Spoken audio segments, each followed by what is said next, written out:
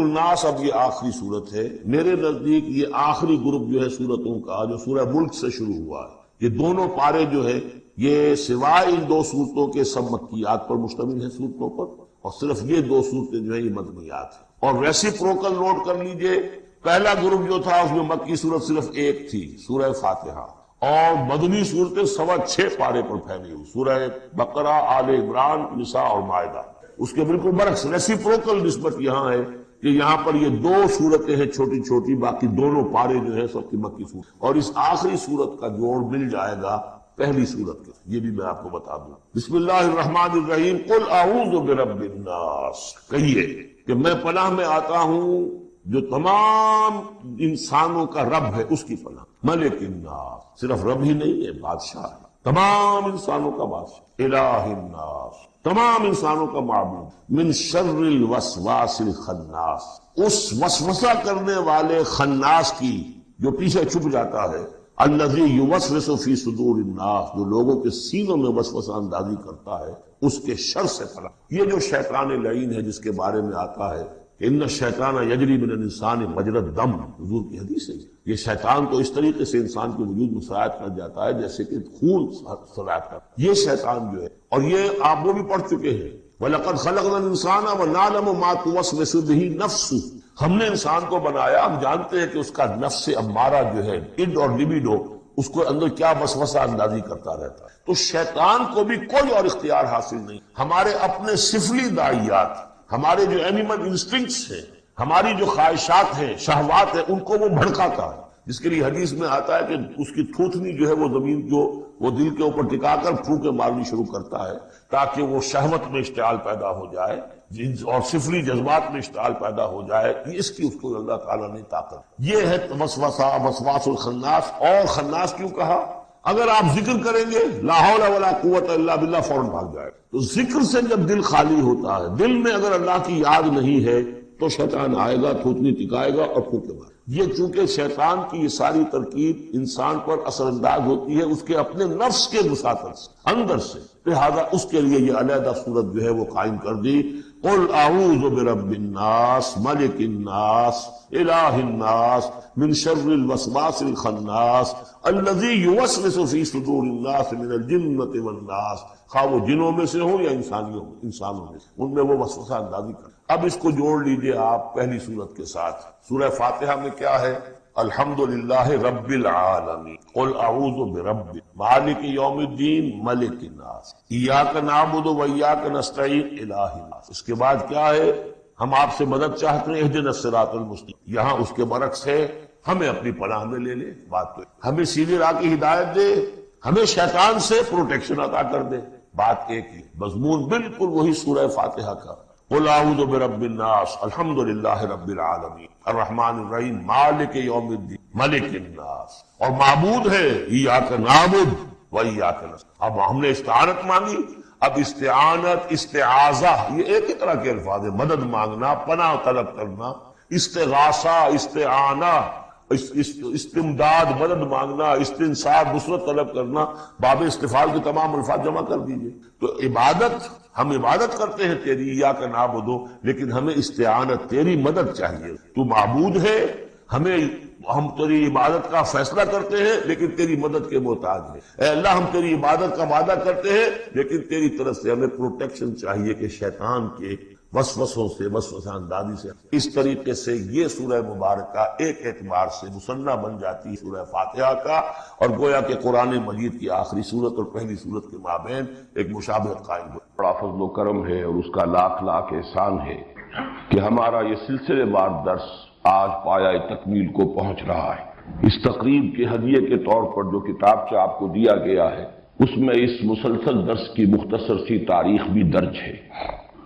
اگرچہ سلسلے وار درس کا آغاز تو مسجد خضرا سمن آباد سے ہو گیا تھا جون 1968 میں، اس اعتبار سے تو کہا جا سکتا ہے کہ 23 برس ہو گئے اور 23 برس میں اس سلسلے وار درس کی تکمیل ہوئی، لیکن اس میں چونکہ کچھ ڈپلیکیشن ہوئی، سن 74 میں ہمارا وہ درس مسجد خضرا سمن آباد سے مسجد شہداء مال روڈ پر منتقل ہوا، تو وہاں پر بھی میں نے جہاں اس منتخب نصاب کا بھی دوبارہ درس دیا جو مطالعہ قرآن حکیم اور دعوت رجوع القرآن کی اس تحریک کے لیے بمنزلہ اساس ہے، اور پھر سلسلے وار درس کا آغاز بھی ابتدا سے دوبارہ کی۔ اس پہلو سے یہ 17.5 برس کی داستان ہے، اس لیے کہ یہ سلسلہ درس جو اب تکمیل کو پہنچ رہا ہے یہ وہ ہے کہ جو سن 74 میں مسجد شہداء مال روڈ سے شروع ہوا تھا۔ قرآن حکیم کی سورتوں کا آخری جوڑا، جس میں جوڑے ہونے کی نسبت بہت ہی نمایاں ہے اور جن کے لیے ایک نام ہے المعوذتان، ان میں سے ایک سورت کا ہم مطالعہ پچھلے ہفتے کر چکے ہیں، لیکن میں نے اس وقت تلاوت ان دونوں سورتوں کی ہے، اس لیے کہ جو حضرات گزشتہ ہفتے درس میں موجود نہیں تھے، ایک تو یہ کہ ان کے سامنے ان معوذتان کی جو دونوں کی مشترک خصوصیات ہیں جو میں بیان کر چکا ہوں، اور کچھ تمہیدی باتیں کہ جو میں عرض کر چکا ہوں گزشتہ درس کے ضمن میں، ان کا بھی اجمالی اعادہ کر دیا جائے تاکہ وہ حضرات جو گزشتہ درس میں شریک نہیں تھے ان کے علم میں بھی وہ چند بنیادی اور تمہیدی باتیں آ جائیں۔ سب سے پہلے لغوی بحث ہے اعاذ یعوذ، کسی کی پناہ میں آنا، کسی کی حفاظت میں آنا، کسی سے پناہ طلب کرنا۔ یہ مادہ جو ہے مختلف ابواب سے قرآن حکیم میں بھی آیا ہے اور ویسے بھی عام استعمال میں بھی اس کے مصدر مختلف ابواب سے آتے ہیں۔ اعاذ یعوذ ثلاثی مجرد سے اس کے معنی ہے خود پناہ طلب کرنا، خود حفاظت چاہنا، خود کسی کی پناہ میں آنا۔ یہی مفہوم ہوگا باب تفاعل سے، تعوذ یتعوذ، اسی سے ہمارے ہاں مستعمل ہے لفظ تعوذ کے بعد انہوں نے یہ فرمایا، تعوذ کے بعد تلاوت کی۔ یہی مفہوم ہے باب استفعال سے، استعاذہ،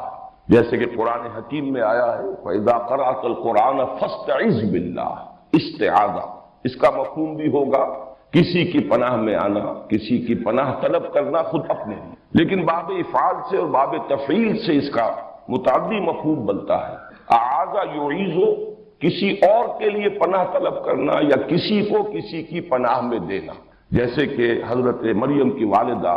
سلام علیہما، ان دونوں کا ان کا قول نقل ہوا ہے قرآن حکیم میں سورہ آل عمران میں، وَإِنِّي أُعِيذُهَا بِكَ وَذُرِّيَّتَهَا مِنَ الشَّيْطَانِ الرَّجِيمِ، کسی کو پناہ میں دینا۔ اسی سے باب تفعیل میں تعویذ کا لفظ بنا ہے جو ہمارے ہاں عام بول چال میں مستعمل ہے، تعویذ۔ تعویذ کے معنی بھی ہوں گے کسی کی پناہ میں دینا یا کسی اور کے لیے پناہ طلب کرنا۔ اسی سے یہ اس میں فاعل ہے المعوذتان، دو پناہ طلب کرنے والی صورتیں یا دو وہ صورتیں جو کسی کو کسی کی پناہ میں دیتی ہیں، انسانوں کو اللہ کی پناہ میں دینے والی ہیں۔ جیسے کہ میں نے عرض کیا یہ قرآن حکیم میں جو صورتوں کے مابین نسبت زوجیت ہے، جوڑے جوڑوں کی شکل میں ہے، اکثر و بیشتر صورتیں قرآن حکیم کی، اس کی نمایاں ترین مثال یہی، بلکہ یہ کہ سورہ فاتحہ جو پورے قرآن حکیم کے لیے ایک دیباچے کے طور پر ہے، مقدمے کے طور پر ہے، خود اپنی جگہ اتنی عظیم صورت ہے کہ اسے خود کہا گیا ہے والقرآن العظیم وَلَقَدْ آتَيْنَاكَ سَبْعًا مِنَ الْمَثَانِي وَالْقُرْآنَ الْعَظِيمِ، اور حضور نے فرمایا کہ سبع مثانی بھی یہ سورہ فاتحہ کی 7 آیات ہیں اور قرآن عظیم ہے اپنی جگہ مکمل قرآن۔ اس کے بعد جو دو صورتیں آتی ہیں سورہ بقرہ، سورہ آل عمران، ان کو بھی حضور نے ایک نام دیا ہے لیکن وہ زیادہ مشہور و معروف نہیں ہے۔ الزہراوان، الزہراوین،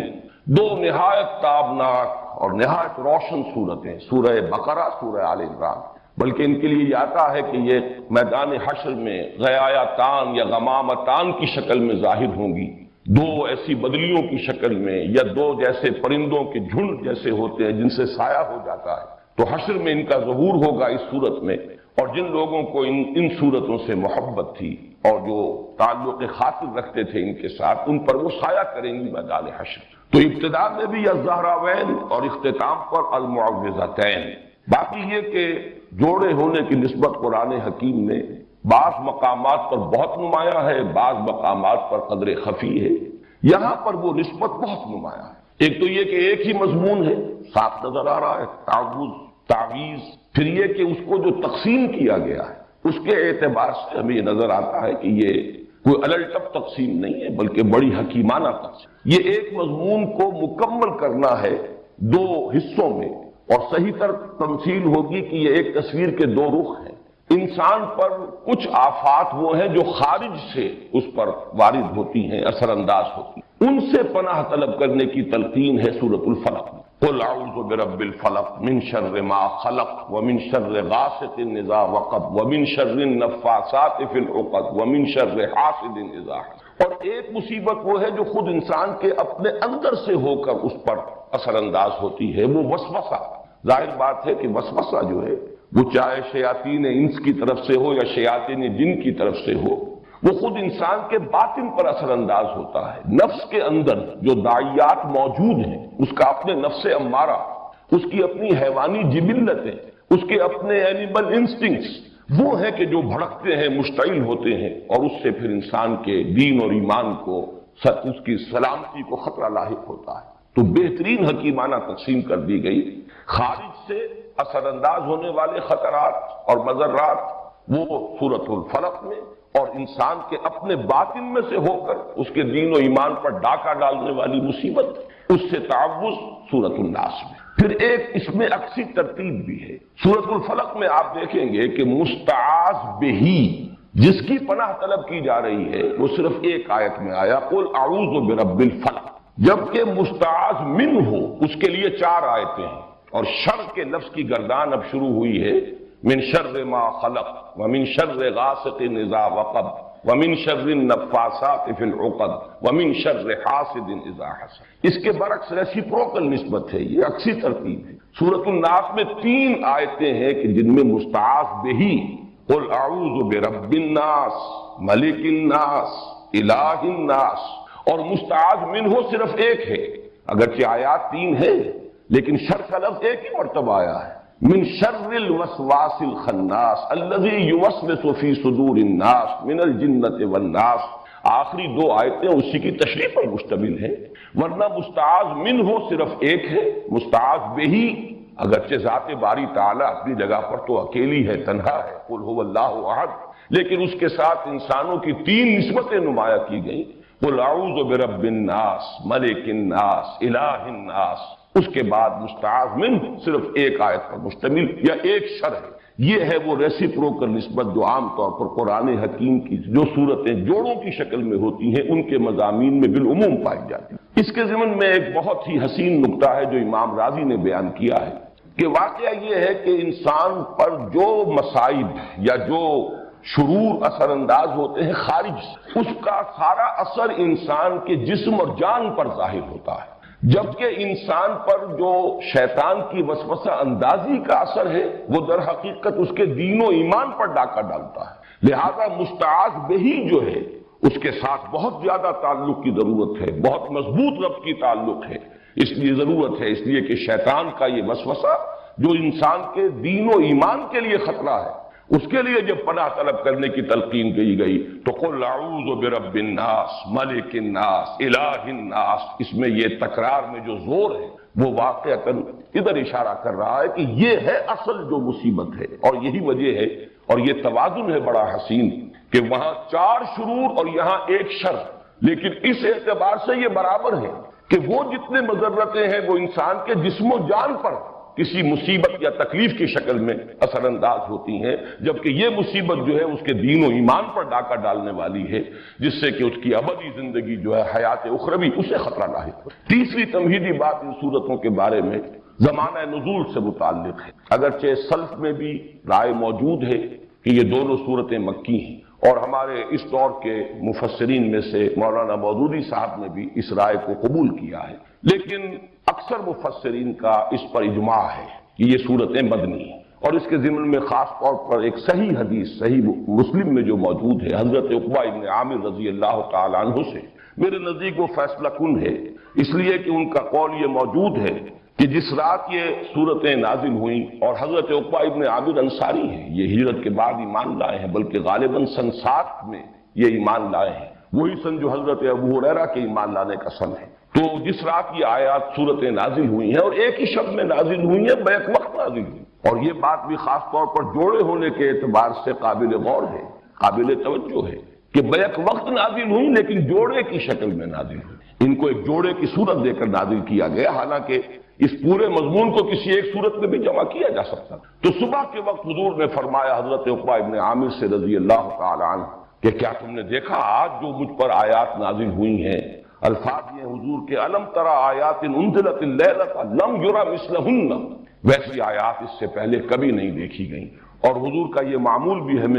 ہمارے علم میں ہے کہ آپ اس سے پہلے مختلف آپ سے دعائیں منقول ہیں تعوذ کی، مختلف الفاظ میں آپ اللہ تعالیٰ کی پناہ طلب کیا کرتے تھے مختلف آفات سے. لیکن جب یہ صورتیں نازل ہو گئی تو پھر آپ نے اپنی بقیہ تمام دعاؤں کو ترک کر کے صرف انہی دونوں صورتوں کو معمول بہی بنا لیا، انہی کے ذریعے سے تعوذ. اس لیے کہ اب یہ جامع ترین کلمات ہیں، لم یری مثلہن،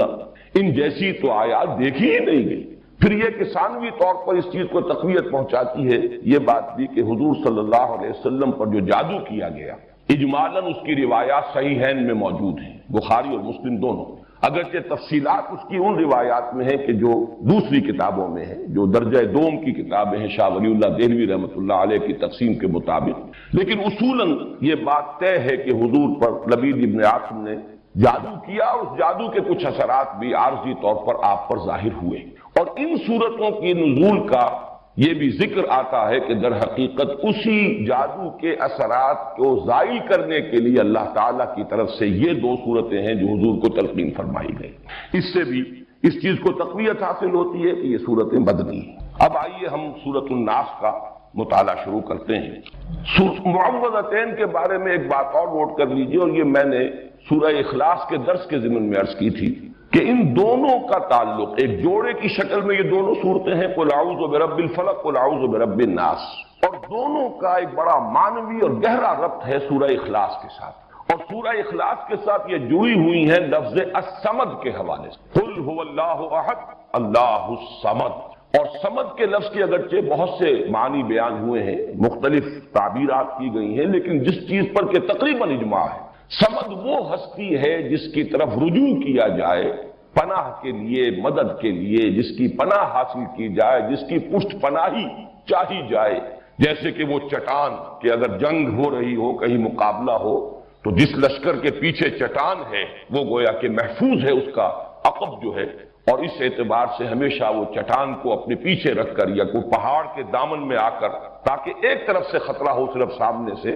پیچھے سے کوئی خطرہ لاحق نہ ہو، تو اس چٹان کو بھی صمد کہا جاتا ہے. بڑے بڑے سردار جو ہوتے تھے انہیں صمد کہتا ہے. اور یہ لفظ وہ ہے جو قرآن حکیم میں صرف ایک مرتبہ آیا، قل هو اللہ احد اللہ الصمد. تو یہ جو اللہ تعالیٰ کی ذات کی شان ہے کہ اسی کی پناہ طلب کی جا سکتی ہے. تمام آفات سماویہ ہوں، ارضیاں ہوں، خارجی ہوں، باطنی ہوں، نفسانی ہوں، یا یہ کہ مادی ہوں، ان سب سے جس ہستی کی پناہ طلب کی جانی چاہیے یا کی جا سکتی ہے، یا جو ہستی کے پناہ دے سکتی ہے، وہ صرف ایک ہے اور وہ اللہ. قل هو اللہ احد اللہ الصمد. اس حوالے سے یہ پناہ طلب کرنے کی تلقین اس ذات سے جو صمد ہے اپنی شان میں، اس سے پناہ طلب کرو. کن کلمات سے؟ قل اعوذ برب الفلق الى آخر السورہ، قل اعوذ برب الناس الى آخر السورہ. تو گویا کہ یہ دونوں صورتیں آپس میں جوڑے ہونے کی حیثیت رکھتی ہیں، اور پھر دونوں کی دونوں منسلک ہیں سورہ اخلاص سے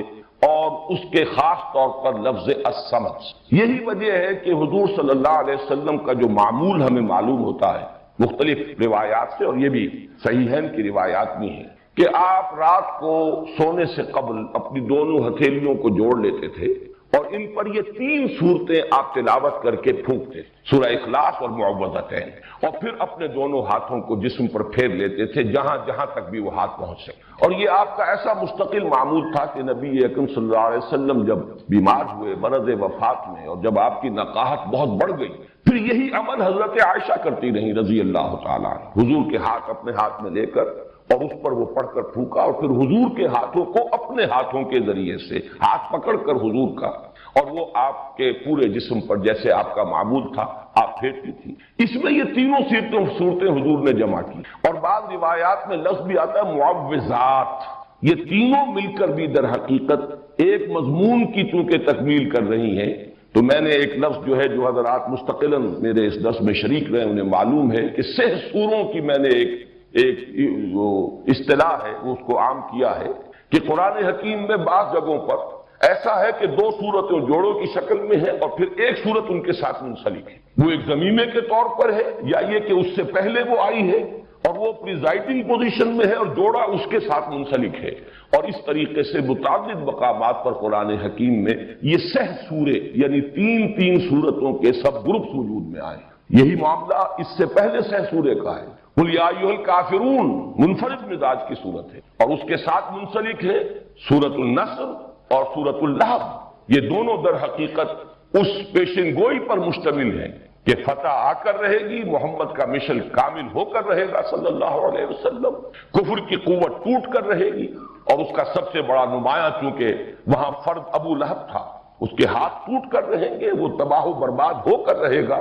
یہ دونوں صورتیں در حقیقت ایک ہی مضمون کے دو پہلوؤں کو بیان کر رہی ہیں۔ مدد آئے گی اور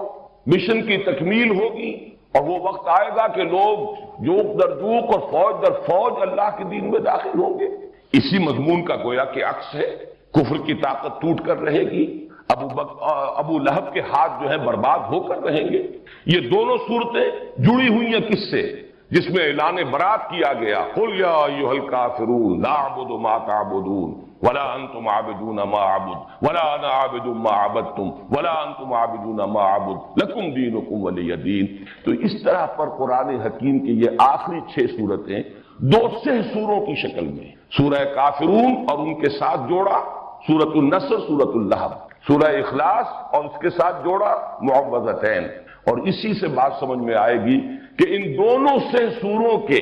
جو ابتدائی صورتیں ہیں، جو پریزائڈنگ پوزیشن میں ہے دونوں سہ سوروں میں، ان کے درمیان بڑا گہرا ربط ہے۔ میں نے مثال بھی دی تھی، آج بھی عرض کر رہا ہوں کہ اگر 2 ٹرائنگلز آپ بنائیں اپنے سامنے ہی کاغذ پر، جن میں سے ایک کے اوپر سورہ کافرون اور نیچے کے دونوں زاویے جہاں ہیں وہاں سورۃ النصر اور سورۃ اللہب، اور دوسری ٹرائنگل کے اوپر سورہ اخلاص اور نیچے سورہ فلق اور سورۃ الناس، اب آپ دیکھیں گے کہ یہ دونوں جو ٹاپ پر ہیں سورہ کافرون اور سورہ اخلاص، یہ ایک دوسرے کے قریب آ جائیں گی، ان کا براہ راست ایک ربط و تعلق ہوگا، اور یہی ربط و تعلق ہمارے سامنے آتا ہے حضور کے معمولات میں۔ فجر کی 2 سنتوں میں سورہ کافرون اور سورہ اخلاص، یہ آپ کا ایک مستقل معاملہ ہے۔ اسی طریقے سے طواف کی 2 رکعتیں، پہلی رکعت میں سورہ کافرون، دوسری میں سورۃ اخلاص۔ معلوم ہوا کہ ان دونوں میں بڑا گہرا ربط ہے۔ پھر یہ کہ سورہ اخلاص کو جہاں کہا گیا ثلث قرآن کہ یہ 1/3 قرآن کے مساوی ہے، وہاں سورہ کافرون کو فرمایا گیا ربع قرآن، یہ بھی 1/4 قرآن کے مساوی ہے۔ تو ان دونوں صورتوں کی عظمت اور ان کا جو باہمی قرب اور مناسبت ہے وہ ان 6 سوروں کی ترتیب کو اگر سامنے رکھا جائے تو بہت نمایاں ہو۔ اب آئیے، قل اعوذ برب الناس ملک الناس الہ الناس، یہ ہے مستعاذ بہ، جس کے ذریعے سے استعاذہ کیا جا رہا ہے، جس کی پناہ طلب کی جا رہی ہے، یا جس کی پناہ طلب کرنے کی تلقین کی جا رہی ہے۔ قل کے لفظ کو شامل کیجئے، کہو میں پناہ میں آتا ہوں، میں پناہ طلب کرتا ہوں لوگوں کے رب، لوگوں کے بادشاہ کی، لوگوں کے الہ اور معبود کی۔ یہ جو 3 الفاظ آئے ہیں، اور ہم ان تینوں آیات پر ایک ہی وحدت کی حیثیت سے غور کریں گے، اس لیے کہ یہ مستعاذ بہی ہے، جس کی پناہ طلب کی جا رہی ہے، جس کی حفاظت چاہی جا رہی ہے۔ ان میں سب سے پہلے، جیسا کہ میں نے اپنے آخری درس میں عرض بھی کیا تھا، سورہ اخلاص کا جب ہم مطالعہ کر رہے تھے کہ اگرچہ اس سے پہلے درس کے دوران لفظ اللہ جو ہے، اللہ کا یہ نام بے شمار مرتبہ آیا ہے، لیکن شروع میں اس کی وضاحت کی تھی اللہ کی لغوی بحث، اس کا مادہ کیا ہے، اس کے مفاہیم کیا ہے، یا پھر میں نے سورہ